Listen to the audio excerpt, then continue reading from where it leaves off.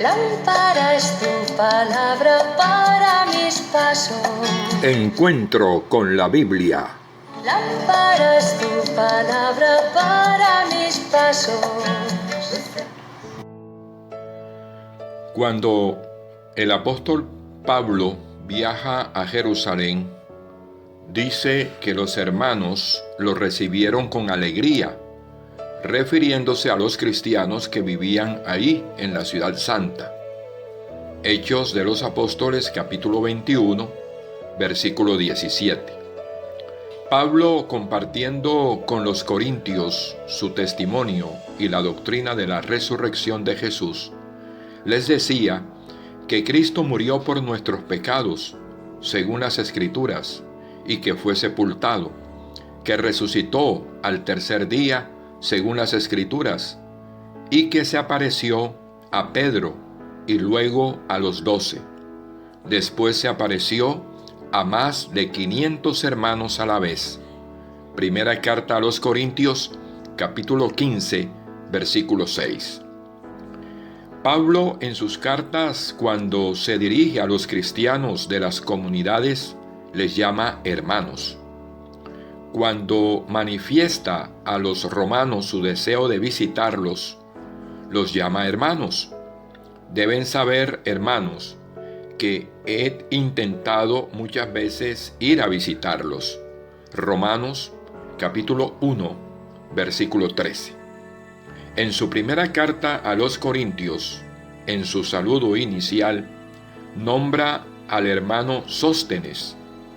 Pablo, estando en Éfeso, es informado de las divisiones que hay en la comunidad de Corinto y llama a sus hermanos a la concordia y a la unidad en Cristo. Primera Corintios, capítulo 1, versículo 10. En otros lugares, el apóstol Pablo se dirige a la comunidad cristiana de Corinto como sus hermanos. Primera Corintios, capítulo 1, versículo 26 y capítulo 2, versículo 1. Igualmente, Pablo, en su saludo a la iglesia de Corinto, denomina a Timoteo hermano. 2 Corintios, capítulo 1, versículo 1. En su saludo a las iglesias de Galacia, Pablo habla de los hermanos que lo acompañan. Gálatas, capítulo 1, versículo 2. Y les da la paz de parte de Dios nuestro Padre. Por tanto, si todos los cristianos tenemos un solo Padre, todos somos hermanos. En la carta a los Efesios, Pablo, en el himno con que comienza la carta, los llama hijos de Dios por adopción. Efesios capítulo 1, versículo 5. Pablo llama a Tíquico, un servidor fiel en el Señor, hermano querido. Efesios capítulo 6, versículo 21. De esta manera concluimos que, primero, en tiempos de Jesús, sus seguidores se llamaban hermanos entre sí. Primero porque tenían a Dios como Padre común. Recuerden el Padre Nuestro que Jesús nos enseñó.